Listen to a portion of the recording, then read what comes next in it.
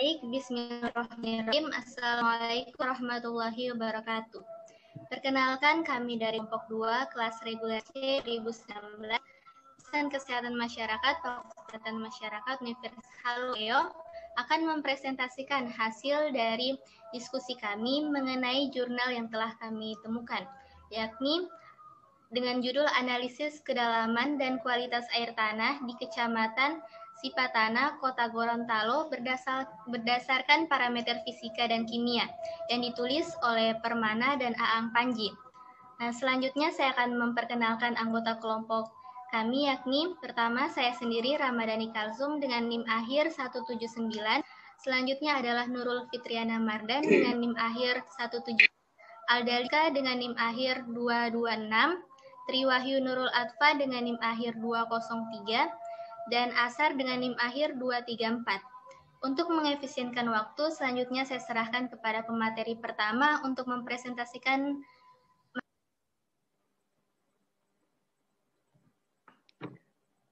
Baik, saya atas nama Triwahyu Nurul Atfa dengan NIM J1A1 19203 akan menjelaskan tentang definisi air tanah.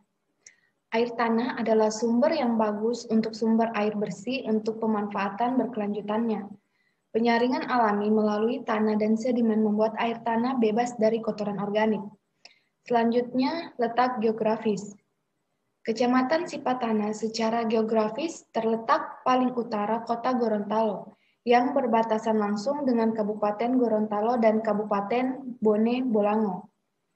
Luas wilayahnya 5,0,5 km kubik atau 6,39% dari luas Kota Gorontalo, 79,03 km kubik. Rata-rata ketinggian wilayah Kecamatan Sipatana adalah 18 meter.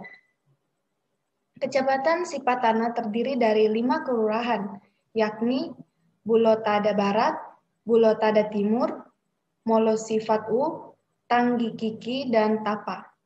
Jumlah penduduknya 17.487 atau 9,18% dari jumlah penduduk Kota Gorontalo 196.897. Selanjutnya hasil pengukuran. Hasil pengukuran di lapangan evaluasi atau posisi sumur dengan permukaan air laut berkisar 7 sampai 29 meter dengan ketinggian rata-rata elevasi dari 50 sumur warga yang diteliti adalah 17,4 meter. Sedangkan kedalaman air tanah dari permukaan tanah berkisar 1,7 sampai 12 meter dengan kedalaman rata-rata air tanah dari permukaan tanah adalah 5,518 meter. Hasil pengamatan yang diperoleh dari survei lapangan menunjukkan bahwa dari 50 sumur warga yang menjadi sampel penelitian, ternyata didominasi jenis sumur bor. Hasil pengamatan di lapangan menunjukkan jumlah sumur gali atau timba sebanyak 23 sumur atau 46% dari sumur bor, totalnya 27 sumur atau 54%. Selanjutnya saya kembalikan ke moderator. Baik, terima kasih atas pemaparan dari Saudari Triwahyu. Selanjutnya parameter fisika air akan dipresentasikan oleh saya sendiri.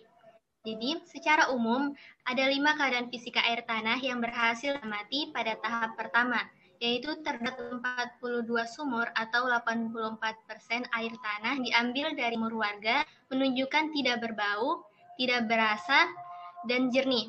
4 atau 8% ditemukan kondisi airnya tidak berbau, tidak berasa, namun keruh. 2 sumur atau 4% menunjukkan kondisi air tanah berbau, tidak berasa, dan jernih. 1 sumur atau 2% kondisi airnya tidak berbau, tidak berasa, namun agak keruh, bahkan berminyak, dan 1 sumur atau 2% ditemukan kondisi airnya tidak berbau, jernih, namun berasa asin.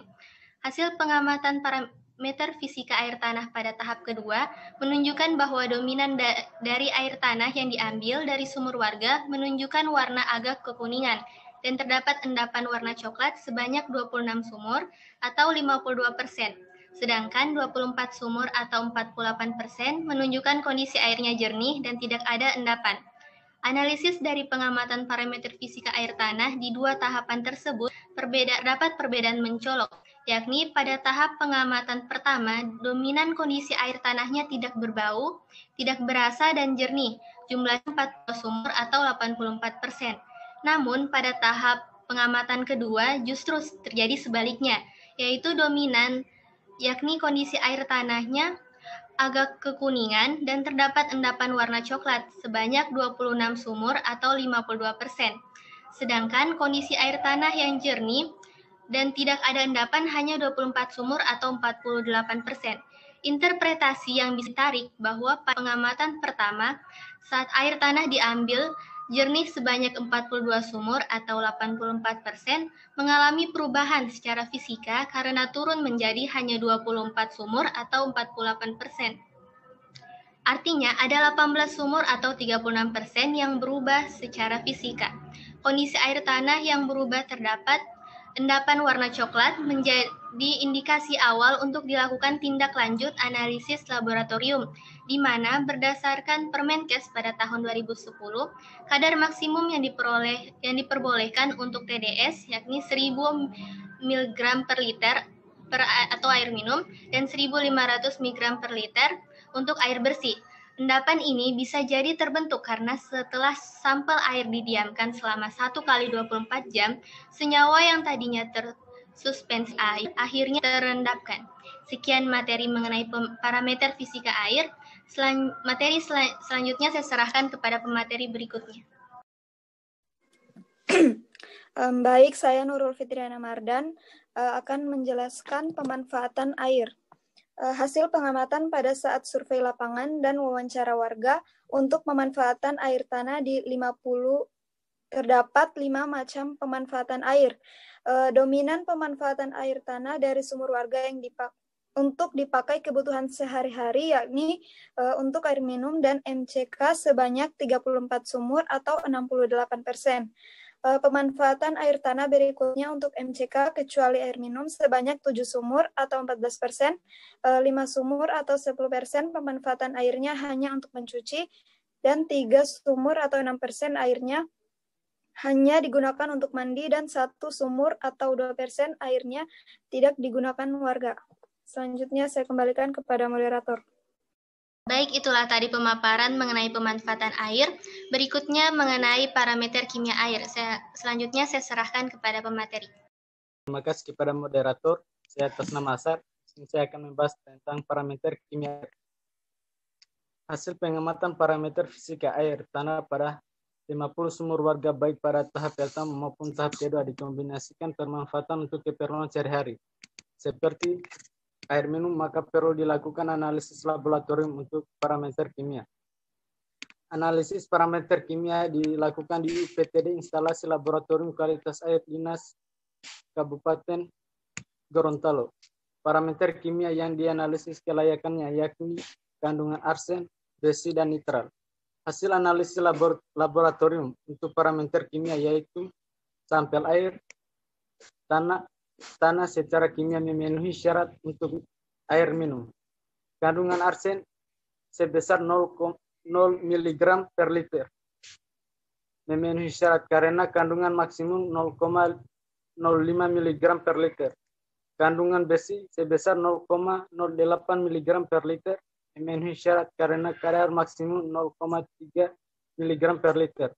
Dan kandungan nitral sebesar nitrogen sebesar 1,3 mg per liter, memenuhi syarat untuk air minum karena kadar maksimum 50 mg per liter. Terima kasih, saya kembalikan kepada moderator. Baik, itulah tadi hasil mengenai kualitas air di Kecamatan Sipadana, Gorontalo, berdasarkan fisika kimia. Dapat disimpulkan bahwa dari 50 sumur yang telah dilakukan pengamatan melalui parameter fisika kimia, diperoleh bahwa kualitas air tanah sudah memenuhi syarat untuk dimanfaatkan seperti penggunaan sebagai penggunaan air bersih dan juga untuk memasak begitu, dan juga untuk dimanfaatkan airnya. Sekian materi dari kelompok kami. Lebih dan kurangnya mohon dimaafkan. Wassalamualaikum warahmatullahi wabarakatuh.